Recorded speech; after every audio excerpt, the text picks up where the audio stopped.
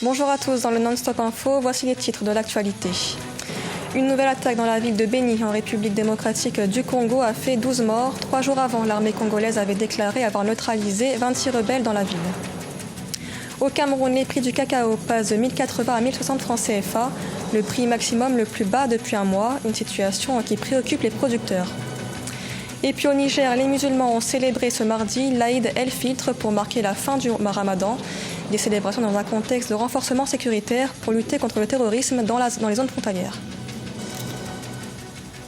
Mais d'abord au Soudan, après les violences qui ont fait plus de 30 morts à Khartoum lors du sit-in le 3 juin, l'armée a annoncé ce mardi l'annulation de tous les accords conclus avec l'opposition.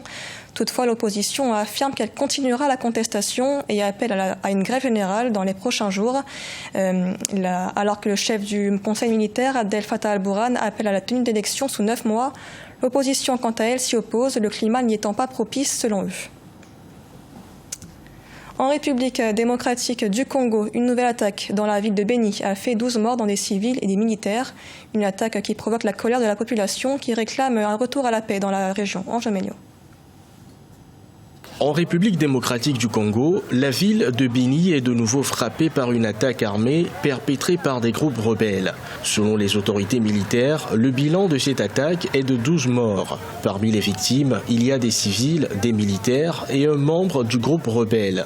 3 jours avant cette attaque, l'armée congolaise avait déclaré avoir neutralisé 26 rebelles dans la même ville. Nous avons perdu nos mères, nos enfants. Mon plus jeune frère a été massacré et nous ne savons toujours pas où son corps est, ni où il a été enterré. Le groupe État islamique, région Afrique centrale, a revendiqué sans preuve formelle de récentes attaques contre des positions de l'armée dans le territoire de Béni. La nouvelle attaque a provoqué la colère des populations qui exigent un retour de la paix dans cette ville.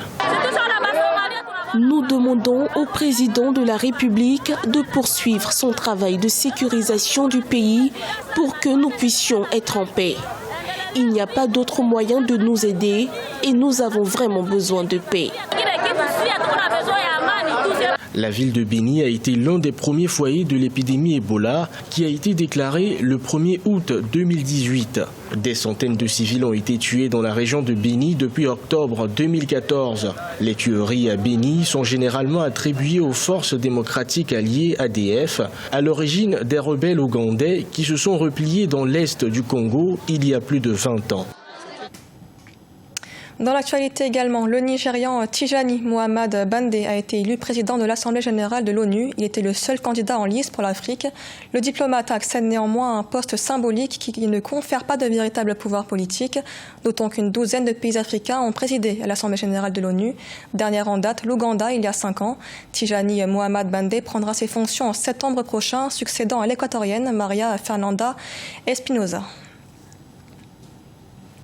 Au Sénégal, Aliou Sall, le frère du président Macky Sall, est accusé de corruption. Une enquête menée par la BBC révèle qu'il aurait touché des pots de vin lors de l'attribution de 2 champs pétroliers et gaziers. Il dément et annonce qu'il portera plainte contre la BBC. Faba Maroun. Quelques heures après le documentaire réalisé par la chaîne publique britannique BBC intitulé « Un scandale à 10 milliards de dollars » l'impliquant dans une affaire de corruption, Aliou Sall n'a pas tardé à réagir. En conférence de presse, le frère du président sénégalais Macky Sall dénonce un documentaire à charge et rejette les accusations. Documentaire qui, selon Aliou Sall, n'a pas pris en compte ses réponses données à la BBC avant la publication de la vidéo. Par conséquent, ses avocats ont indiqué que 2 plaintes seront déposées pour diffamation contre le média britannique. Aucun expert indépendant sénégalais, aucun membre de la société civile sénégalaise n'a été interrogé par la BBC. Ceci en dit long sur les intentions des animateurs de cette émission.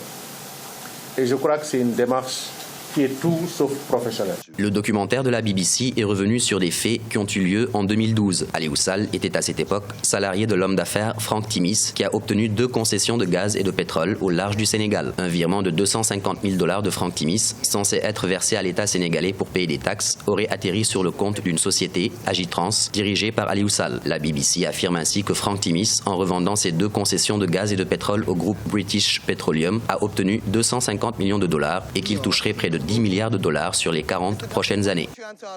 Je n'ai jamais reçu directement ou indirectement, un quelconque paiement de la part de Timis Corporation à travers Agritrans.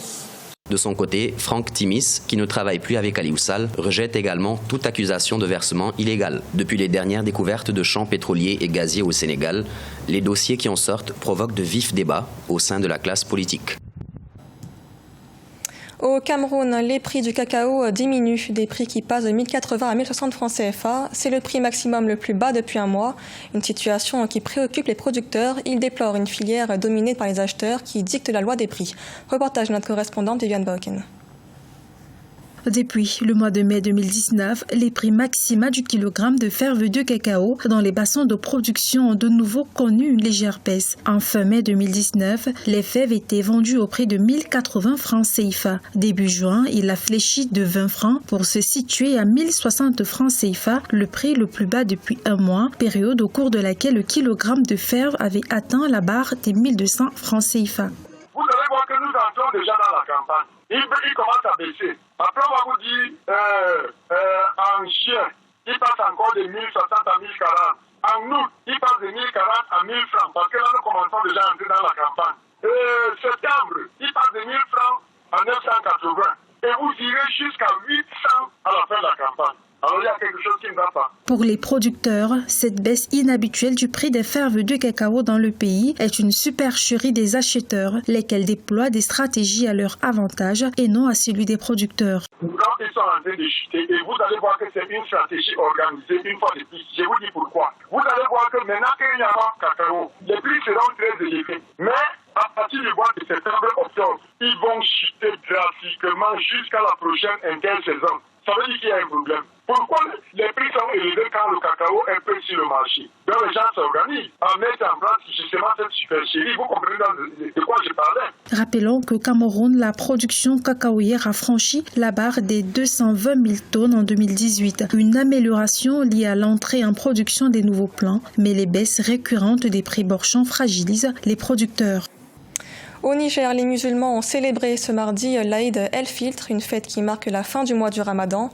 Les célébrations ont lieu dans un contexte de renforcement sécuritaire. Le Niger est en effet confronté à une menace terroriste, notamment dans les zones frontalières. Reportage de notre correspondant Sado Alizé Mokhtar. C'est sous une sécurité renforcée que la communauté musulmane du Niger a célébré la fête de l'Aïd el-Fitr, marquant la fin du mois du Ramadan. Cette célébration intervient dans une période marquée par le regain de l'insécurité dans le pays. À Niamey, la capitale, comme dans les autres régions du pays, les autorités ont annoncé avoir renforcé les mesures sécuritaires afin de permettre une parfaite célébration. Je prie Dieu, comme nous avons l'habitude de le faire, qu'il descende sa rahma et sa ni'ma sur notre pays, qu'il lui assure la stabilité, la paix, qu'il nous protège contre le terrorisme, contre tous les dangers de ce moment et de cette région. Le président de la République, Issoufou Mahamadou, accompagné des membres du gouvernement ainsi que de plusieurs fidèles musulmans, ont participé dans la matinée à la prière collective, à la grande prière de Niamey. À l'instar d'autres pays du Sahel, le Niger fait face ces derniers temps, dans certaines de ses zones frontalières, aux exactions d'organisations terroristes et de bandits armés. C'est d'appeler le peuple nigérien à plus de vigilance, parce que nous avons remarqué un certain nombre d'intrusions maintenant. Et nous pensons que nous devons tous être unis pour assurer la sécurité, la paix pour notre pays. Je félicite vraiment tout le peuple nigérien. Pour rappel, la veille de cette fête, les autorités ont annoncé avoir arrêté 11 terroristes présumés sur le point de commettre des attentats dans la capitale Niamey et à Difa au sud-est, près de la frontière avec le Nigeria. Ce journal a été réalisé par l'ensemble de la rédaction. Merci de l'avoir suivi. L'actualité continue sur Africa 24.